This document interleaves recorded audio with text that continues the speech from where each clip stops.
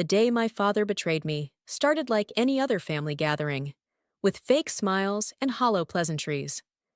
I stood in our family's grand living room, watching my stepmother Meredith arrange fresh-cut roses in an antique vase, while my father paced near his mahogany desk, checking his watch every few minutes. My name is Jessica, and I'd spent the last 3 years working alongside my father at his company, learning every aspect of the business he'd promised would one day be mine. That promise died today. "Everyone, please sit down," my father announced, his voice carrying that authoritative tone I'd grown up respecting. "I have an important announcement to make." Quentin, my stepbrother, sprawled across the leather armchair with a smug expression that made my stomach turn. At 22, he'd never worked a day in his life, preferring to spend his time partying and posting about his entrepreneurial mindset on Instagram. "As you know," my father continued, "I've been considering the future of our family business." He smiled at Meredith, who beamed back at him. "After careful consideration, I've decided to transfer majority ownership and control to Quentin." The words hit me like a physical blow. I gripped the armrest of the sofa, my knuckles turning white. "What?" The word came out as a whisper. "It makes perfect sense," Meredith chimed in, placing her hand on Quentin's shoulder. "A fresh perspective is exactly what the company needs." "Dad," I managed to say, fighting to keep my voice steady. "We talked about this. I've been working there for 3 years. I have an MBA. I know every client, every supplier."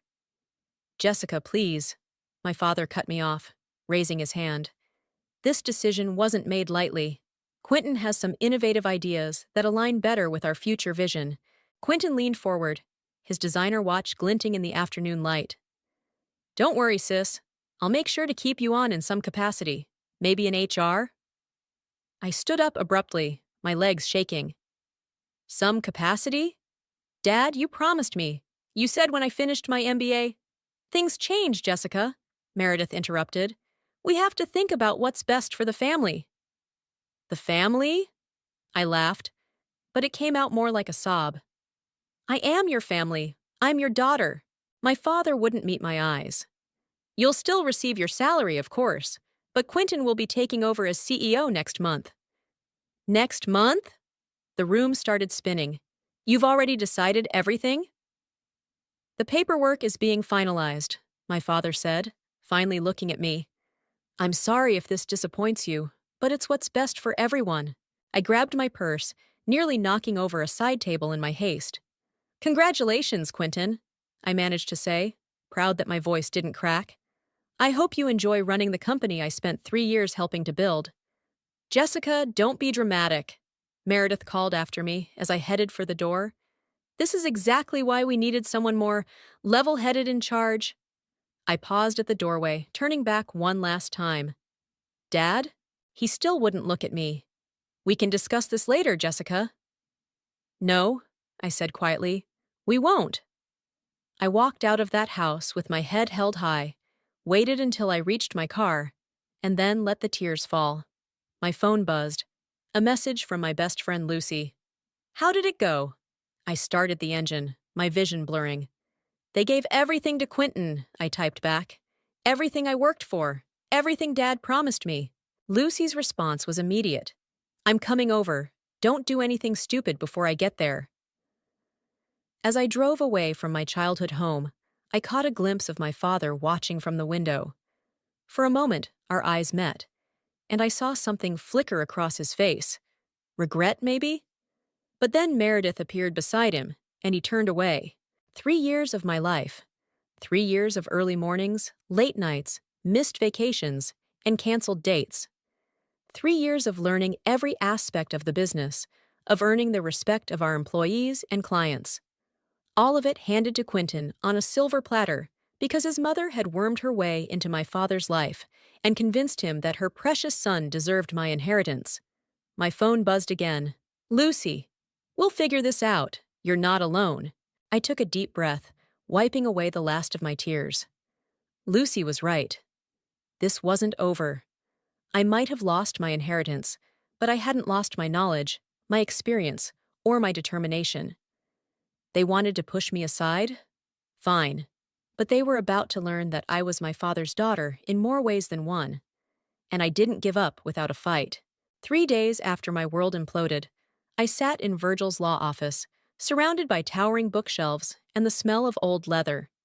The family lawyer had known me since I was in pigtails, and his familiar, weathered face showed genuine concern as I recounted what had happened. "I just don't understand," I said, twisting a tissue in my hands. "How could he legally do this? I thought the company was meant to be split between any children." Virgil removed his reading glasses, rubbing the bridge of his nose. "Your father restructured the company ownership last year. As majority shareholder, he had the right to transfer his shares to whoever he chose." Last year? The betrayal cut deeper. So he'd been planning this? "Jessica." Virgil hesitated, then stood up and walked to a large filing cabinet. "There's something else you should know. Something about your grandmother's will. My grandmother had passed away 5 years ago, leaving everything to my father. Or so I'd thought." Virgil returned with a thick folder, placing it on his desk with careful precision. "Your grandmother was a remarkable woman, and she was, let's say, prescient about certain possibilities." He pulled out a document and handed it to me. "There's a clause here that your father doesn't know about. Your grandmother set up a trust fund in your name, with very specific conditions." My hands shook as I read the paper. $2 million? I whispered. "But why didn't I know about this?" "The clause stipulated that you could only access the money if you started your own successful business by the age of 30. Your grandmother believed in entrepreneurship, not just inheritance. She wanted her legacy to inspire creation, not dependence." I sat back, stunned. "Does my father know about this?" Virgil shook his head. "No. Your grandmother was very clear. This information was to be revealed only to you, and only if you were ever disinherited from the family business." "She knew," I breathed. "Somehow she knew something like this might happen." "Your grandmother watched your father marry Meredith," Virgil said quietly. "She had concerns." My phone buzzed. Another message from Lucy asking how the meeting was going. I ignored it, focusing on the document in my hands. "What qualifies as a successful business?" I asked.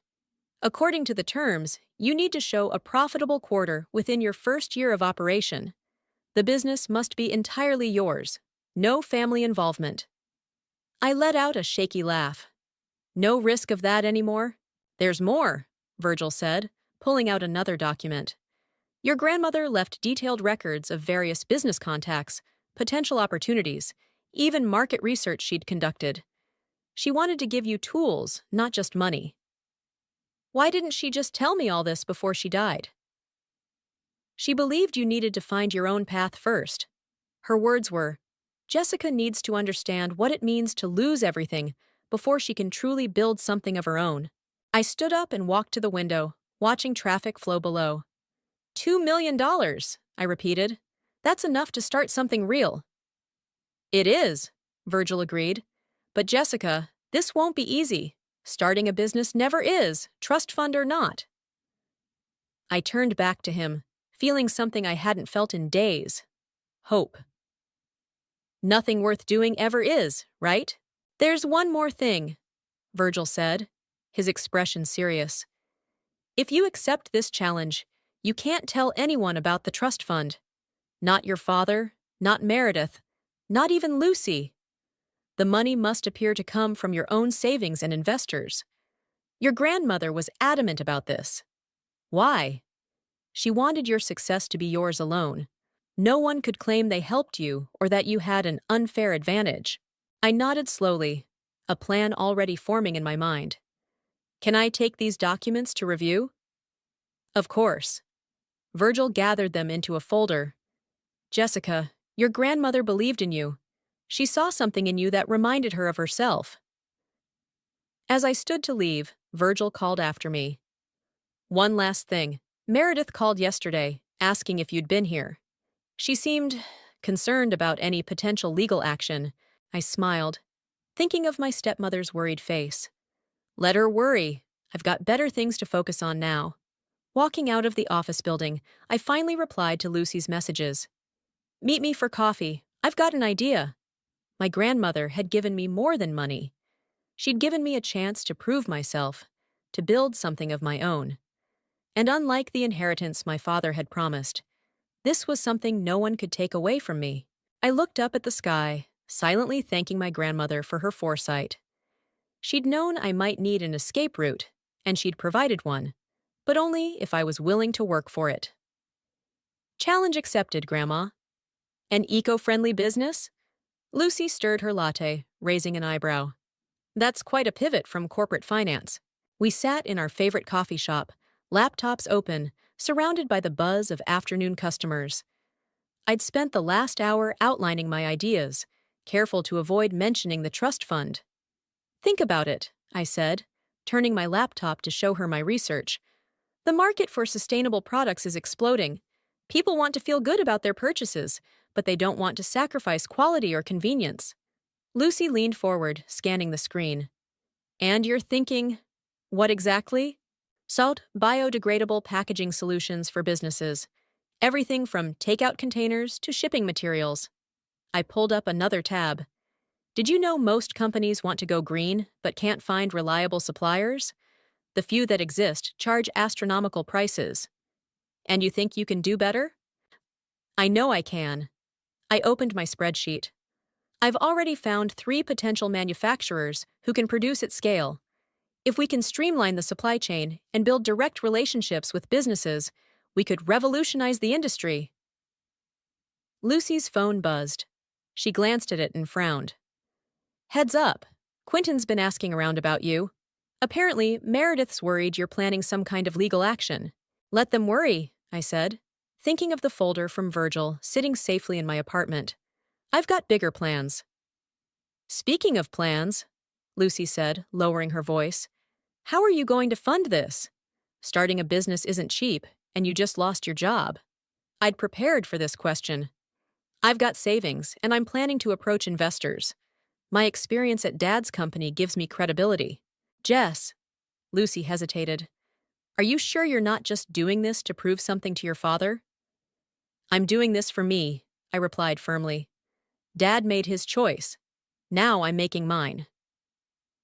The coffee shop door chimed, and I froze as Quentin walked in, wearing his usual designer outfit that screamed, "Trust fund, baby." He spotted us and sauntered over, pulling up a chair without asking. Well, well, he smirked. Planning your next career move? I heard HR is hiring. I closed my laptop slowly. Actually, I'm starting my own company. His laugh was sharp. You? A company? With what money? That's none of your business, Lucy cut in, her tone icy. Look, sis. Quentin leaned forward, his voice dripping with fake concern. Why don't you come back to the company? I could use someone with your administrative skills. I appreciate the offer, I said, keeping my voice steady. But I'll pass. Some of us prefer to build something of our own, rather than having it handed to us. His smile faltered. Dad's worried about you, you know. He thinks you're not thinking clearly. Dad lost the right to worry about me when he gave you everything he promised me. I started packing up my things. Tell him I'm fine, better than fine, actually. Whatever you're planning, Quentin called as we stood to leave, it won't work. You're not cut out for this. I turned back, meeting his gaze. Watch me. Outside, Lucy linked her arm through mine. You know what? I'm in. Whatever you need, market research, networking, anything. Let's show them what you can do. I hugged her, grateful for her support. First step, we need to find office space. Something professional, but not too expensive. Already on it. Lucy pulled out her phone. There's a new co-working space downtown. Very eco-friendly. They might even become your first client. As we walked, I spotted my reflection in a store window. I looked different somehow. Stronger, more determined. My grandmother had built her own empire from nothing. Now it was my turn. My phone buzzed with a text from my father. Quentin says you're starting a business. Let's talk about this. Come to dinner tomorrow? I showed Lucy the message. She snorted. He's probably worried you'll become competition. Not yet, I replied, typing out a response. Can't make dinner. Too busy building my future. I hit send and turned off my phone. You know, Lucy said as we reached her car, your grandmother would be proud of you. If only she knew how right she was. I smiled, thinking of the trust fund waiting to be activated. But first, I had to prove I could do this on my own terms. Come on, I said, getting into the passenger seat. Let's go look at that office space. I've got some ideas for the pitch deck we need to create. As we drove away, I caught sight of Quentin watching us from the coffee shop window. Let him watch. Let them all watch. They thought they'd knocked me down, but they'd actually set me free. And I was going to soar. Your samples look impressive. Sarah, the restaurant chain executive, turned the biodegradable container in her hands. But how can you guarantee consistent supply? We've been burned before by startups that couldn't deliver. I sat in her sleek downtown office, 3 months into building my company, GreenShift Solutions. The meeting was my biggest pitch yet, a potential contract that could make or break us. We've already secured partnerships with 3 manufacturing facilities, I replied, pulling up the supply chain presentation on my tablet. I can show you our production capacity projections. I've seen the numbers, Sarah interrupted. What I need to know is why I should trust you over established suppliers. I leaned forward. Because unlike them, we're not just selling products. We're offering a complete packaging transition solution, including staff training and waste management consultation. Plus, our prices are 20% lower. Sarah's eyebrows shot up. 20%? How? Streamlined operations and direct manufacturer relationships. No middlemen. I didn't mention the trust fund that had helped secure those relationships. We can start with a trial run if you prefer. Before Sarah could respond, my phone buzzed. Quentin's name flashed on the screen. I declined the call. Family business? Sarah asked, noticing my expression. Former family business, I corrected. I'm building something new now. She nodded slowly, then reached for the contract. Let's start with a 3-month trial. 2 locations. If it works out, we'll discuss expanding to all 30 restaurants. My heart soared, but I kept my expression professional as we shook hands. Outside her office, I finally let myself smile. Our first major client. My phone buzzed again. Quentin had left a voicemail. Against my better judgment, I played it. Hey sis, heard you're making waves in the eco-friendly space. Let's grab coffee. I have a proposition that could benefit us both. I deleted the message and called Lucy instead. We got it, I announced when she picked up. The restaurant chain contract. I knew you would, Lucy cheered. This calls for celebration. Drinks tonight? Can't. Meeting with potential investors tomorrow morning. Rain check? You're working too hard, Lucy sighed. But I get it. Just don't forget to... She was cut off by another incoming call. My father this time. I ignored it. Still not talking to them? Lucy asked. Nothing to say. I reached my car, juggling my phone and briefcase. They made their choice. I'm making mine. Back at our small office in the co-working space, I found Quentin waiting by my desk. He wore his usual smirk, but something about his expression seemed forced. Nice setup. He gestured around the modern space. Very modest. What do you want, Quentin? Can't a brother check on his sister? He perched on my desk. Actually, I have a business proposal. Dad's company is looking to go green. Good PR, you know. We could use your services. I stared at him. You want me to supply packaging to the company you stole from me? Come on, Jess. It's just business. Think about it. Guaranteed contracts, stable income. Dad feels bad about how things turned out. This could be a way to keep you in the family business. I have my own family business now, I replied, setting down my briefcase. And we're doing just fine without your help. Are you? He picked up a prototype container. These startup costs must be killing you. Where'd you get the capital anyway? That's none of your concern. I took the container from his hands. Now, if you'll excuse me, I have work to do. Dad's not going to like this, Quentin called as I walked him to the door. He thinks you're being stubborn. Dad lost the right to an opinion about my choices. I held the door open pointedly. Send my regards to Meredith. After he left, I sank into my chair, hands shaking slightly. They were getting nervous.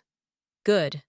The restaurant chain contract would be announced next week, and then everyone would know Green Shift Solutions was a serious player. My phone lit up with a text from Sarah. Contract signed and sent to your lawyer. Looking forward to working together. I smiled, thinking of my grandmother. She'd built her empire from nothing, facing much bigger obstacles than I was. The trust fund helped, but the vision, the work, the determination, that was all me. Opening my laptop, I began preparing for tomorrow's investor meeting. Let Quentin run my father's company into the ground. I was building something better, something sustainable, in every sense of the word. The future was green, and I was going to lead the way. Not as my father's daughter or Quentin's stepsister, but as my own person, as my grandmother's granddaughter. The sustainability conference hall buzzed with energy as I finished setting up our Green Shift Solutions booth. 6 months of hard work had led to this moment, our official launch into the broader market. Press badges mingled with corporate name tags in the growing crowd. Hi, everything looks perfect. Lucy adjusted our banner. The prototypes are getting a lot of attention already. A reporter from the Business Weekly approached, notebook in hand. Ms. Jessica, I'd love to get your thoughts on disrupting the sustainable packaging industry. Before I could respond, a familiar voice cut through the crowd. Disrupting? That's a bit ambitious, isn't it? Quentin stood there, wearing a suit that probably cost more than our booth rental. Behind him, my father and Meredith lingered, watching the scene unfold. What are you doing here? I asked, keeping my voice level. Industry event, sis. Open to all players. Quentin picked up one of our display containers. Though calling these revolutionary seems like a stretch, we're launching our own eco-friendly line next quarter, actually. The reporter's pen moved quickly across her notepad. Mr. Quentin, you're saying your company is entering the sustainable packaging market as well? Indeed, he smiled. With our resources and established client base, we'll be able to offer much more competitive pricing than smaller operations. Lucy stepped forward, but I touched her arm. Actually, I said to the reporter, I'd love to discuss our recent contract with national restaurant chain. They chose us specifically for our innovative approach and cost-effective solutions. The reporter's eyes widened. National restaurant chain? That's a significant account for a new company. We've also secured partnerships with 3 major retail chains. I continued, watching Quentin's smirk fade. Would you like to see our impact projections? Jessica, my father stepped forward, his voice low. Can we talk privately? Sorry, Dad. I'm busy with potential clients. I turned back to the reporter. Shall we discuss those projections? As I walked away with the reporter, I heard Meredith whisper, How did she land those contracts so quickly? The next hour flew by in a whirlwind of interviews and demonstrations. Our booth drew consistent crowds, especially after the Business Weekly tweeted about our national restaurant chain partnership. This is going better than we hoped, Lucy beamed, handling another inquiry. We've got 5 potential clients wanting meetings next week. I spotted Quentin arguing with my father near the entrance, gesturing angrily in my direction. Moments later, he stormed over to our booth. Real cute, he spat. You just had to steal the spotlight, didn't you? Steal? I laughed. Like you stole my inheritance? That company was handed to me fair and square. Exactly. I met his gaze. Nothing in your life was earned, Quentin. That's the difference between us. You think you're so clever. He lowered his voice. But where did you get the startup money, huh? Dad's been asking questions. Something doesn't add up. Sounds like a you problem. I turned to greet another potential client, but Quentin grabbed my arm. Listen, you little... Is there a problem here? A tall man in an expensive suit interrupted. I'm Thomas from Eco Retail Group. We're very interested in your products, Jessica, but if this isn't a good time... Quentin released my arm, forcing a smile. No problem at all. Just a family discussion. Former family, I corrected, extending my hand to Thomas. Shall we discuss your packaging needs? As I led Thomas to our meeting area, I caught sight of my father watching from across the hall. For a moment, our eyes met. He looked older somehow, worried. Meredith whispered something in his ear, and they turned to leave. "Impressive operation you've built," Thomas commented, reviewing our catalog. "Your grandmother would be proud." I froze. "You knew my grandmother?" He smiled. "Margaret was a force of nature. We served on several boards together. She always said her granddaughter would shake things up someday." Tears pricked at my eyes, but I blinked them away. I hope I'm living up to her expectations. From what I've seen today, you're exceeding them. He pulled out a business card. "Let's set up a proper meeting. Eco Retail Group has over 200 stores that need sustainable packaging solutions. By the end of the day, we'd collected more business cards than I could count." Lucy hugged me as we packed up the booth. "You showed them," she said. "You showed everyone." I watched Quentin leave with his tail between his legs, no doubt heading back to report our success to my father. Let them worry. Let them wonder. My phone buzzed with a text from Virgil. "Your grandmother's trust fund is officially activated. First profitable quarter confirmed. Congratulations." I smiled, tucking the phone away. The money had helped, but today's success? That was all mine. And this was just the beginning. Green Shift Solutions announces third consecutive quarter of growth. Lucy read from her tablet, feet propped on my new office desk. Eco-friendly packaging startup disrupts industry with innovative solutions. I gazed out the floor-to-ceiling windows of our downtown headquarters, still amazed at how far we'd come in 18 months. Read the part about the expansion again. Under CEO Jessica's leadership, the company has secured contracts with major retailers and restaurants nationwide, with plans to expand internationally by next quarter. The door burst open, and Maria, our office manager, rushed in. "Jessica, you need to see this." She handed me her phone, displaying a breaking news article. "Joseph Industries stock plummets amid environmental violations and mismanagement concerns." "Your father's company?" Lucy leaned over my shoulder to read. "Oh, wow, this is bad." The article detailed how my father's company had been caught disposing of toxic materials illegally, trying to cut costs after several quarters of declining profits. Quentin's leadership was specifically mentioned as a factor in the company's downturn. My phone started ringing. Meredith's number. I declined the call. "They're saying the fines could be in the millions," Maria added, "plus the cleanup costs." Another call, my father this time. I sent it to voicemail. Lucy sat up straight. "You don't think they'll try to come to me for help?" I finished. "They already are." I showed them my phone screen, displaying a text from Quentin. "Need to talk. Family emergency, please." "What are you going to do?" Lucy asked quietly. Before I could answer, Maria's phone buzzed. "They're in the lobby," she said. "Your father and Quentin. Should I send them away?" I thought about all the nights I'd cried myself to sleep after they took my inheritance, about Quentin's smug face at every industry event, about my father's silence when I needed him most. "No," I decided. "Send them up." 5 minutes later, they stood in my office, looking distinctly uncomfortable. My father had aged years in months, and Quentin's designer suit couldn't hide his desperation. "Nice office," my father said, looking around. "You've done well for yourself."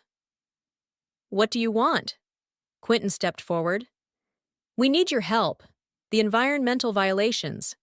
They happened under the old system before we took over, but you covered them up instead of fixing them," I finished. "I saw the report." "The fines will bankrupt us," my father said quietly. "We need a partner with experience in sustainable practices, someone who can help us transition and rebuild trust." "And you thought of me?" I laughed. "How convenient." "Look," Quentin's voice cracked. "I know we were wrong about everything. You clearly know what you're doing. We're offering you a chance to come back, to be part of the family business again." "Part of the family business?" I stood up. "You mean the business you stole from me? The one you've run into the ground?" "Jessica, please." My father stepped forward. "We're family." Family. I walked around my desk. Where was family when you gave everything to Quentin? Where was family when he tried to sabotage my company? Where was family when Meredith spread rumors about my funding sources? They both had the grace to look ashamed. I built this company from nothing, I continued. No family connections, no inherited clients, just hard work and vision. Something neither of you would understand. We can offer you majority shares, Quentin said desperately. Whatever you want. I don't want your failing company, I replied. I have my own. My father sank into a chair. Without help, we'll lose everything.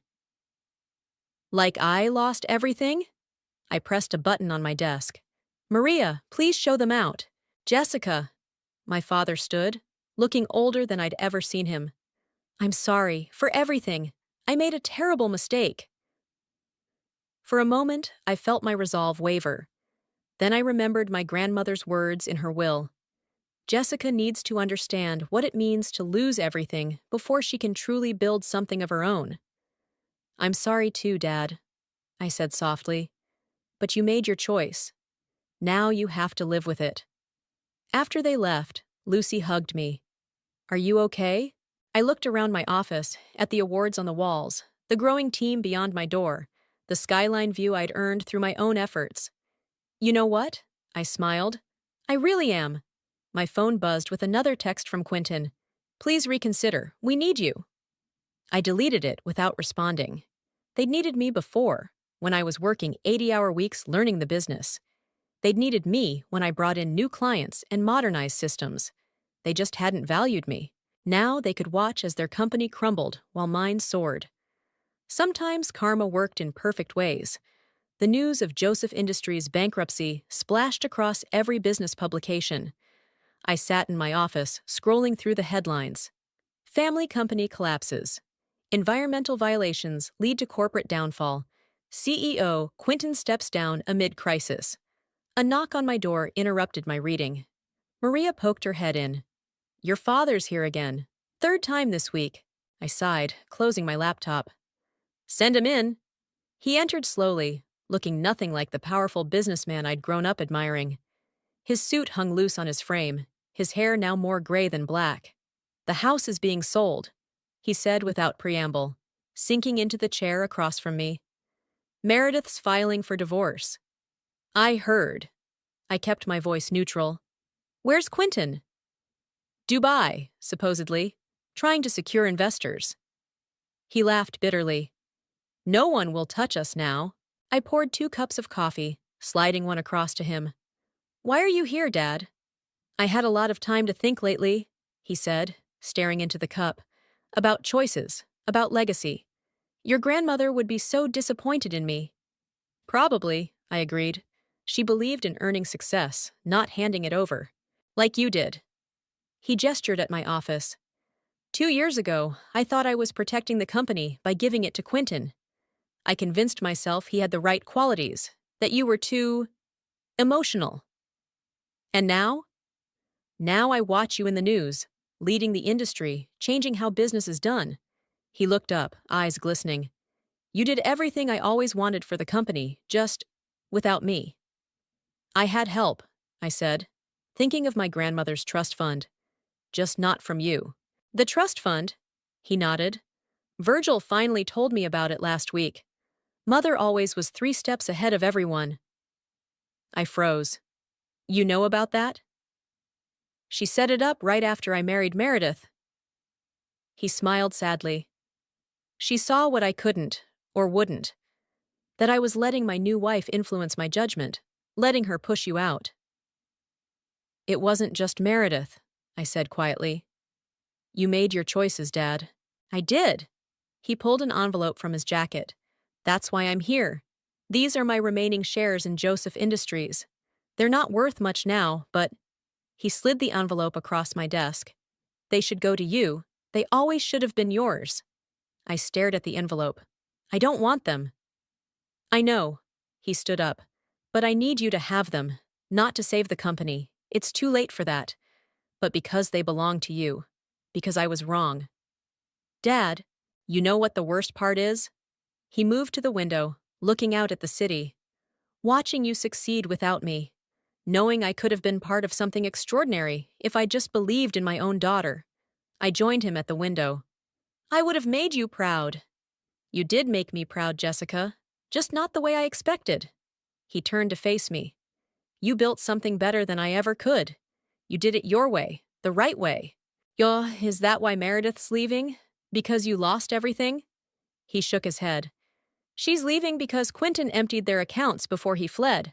Like mother, like son, I suppose. Despite everything, I felt a twinge of sympathy. What will you do now? Start over, get a small apartment, maybe consult, if anyone will hire me. He straightened his tie. I'm not here to ask for help, Jessica. I just needed you to know that I understand now. And I'm sorry. As he turned to leave, I called out, Dad? He paused at the door. There's a coffee shop around the corner. They make decent breakfast sandwiches. If you wanted to, maybe next week. A small smile crossed his face. I'd like that.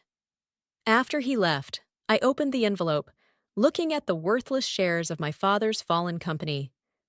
Then I glanced at my own company's latest financial reports. Another record quarter. Lucy burst in. Did I just see your dad leaving? Are you okay? I'm fine, I said, and meant it. Actually, I'm better than fine. What did he want? I tucked the envelope into my desk drawer. To admit he was wrong, to say he's proud of me. And are you going to help him? I thought about my grandmother, about legacy, about earning success. No, I said finally, but I might have breakfast with him next week. Lucy smiled. Your grandmother would approve of that. Looking out at my growing empire, I knew she was right. Sometimes karma wasn't about revenge. It was about finding your own path, even when others tried to block it. And sometimes, just sometimes, it was about being strong enough to listen when those who wronged you finally admitted their mistakes. The autumn breeze rustled through the cemetery as I placed fresh flowers on my grandmother's grave. The marble headstone gleamed in the morning sun, her name etched in elegant script. I brought someone to see you, Grandma, I said softly, stepping aside as my father approached. He placed his own bouquet beside mine, his hands trembling slightly. We'd been meeting for breakfast every Wednesday for the past month, slowly rebuilding what we'd lost. Today, he'd asked to come here with me. Hello, Mother, he said, voice thick with emotion. I should have visited sooner. My phone buzzed. Another news alert about Quentin. He'd been arrested in Dubai, trying to use fake documents to access frozen accounts.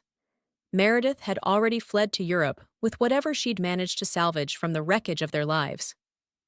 Did you see the news? Dad asked. I nodded. Karma has a way of catching up. That it does. He straightened up, adjusting his now-worn tie. I have something to tell you.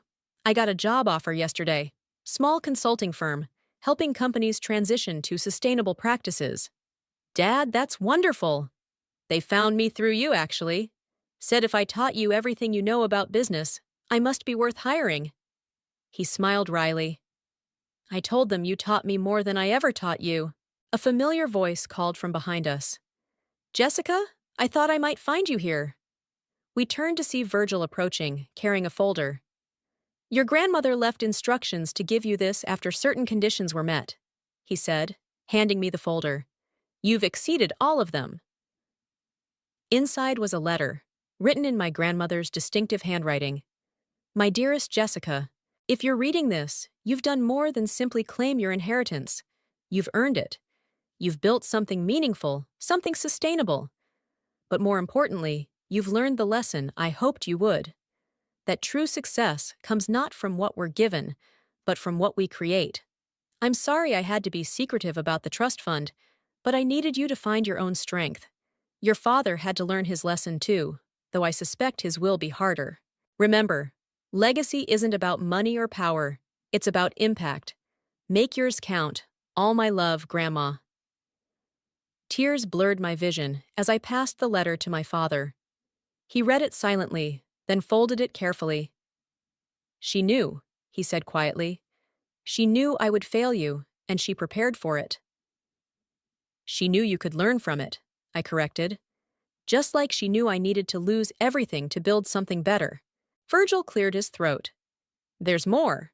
Your grandmother left instructions for a charitable foundation to be established once you proved yourself. The paperwork is ready. She wanted you to lead it.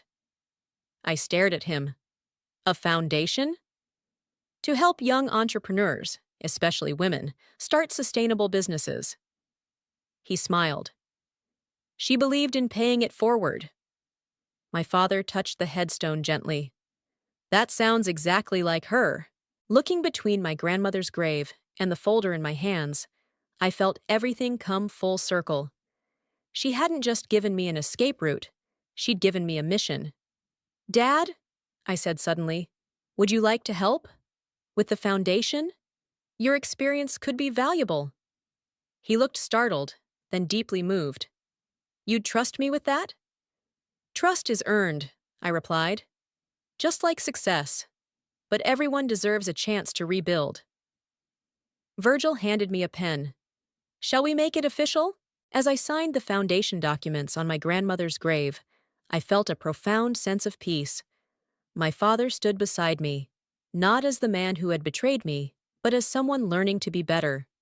Somewhere in Europe, Meredith and Quentin were facing the consequences of their actions.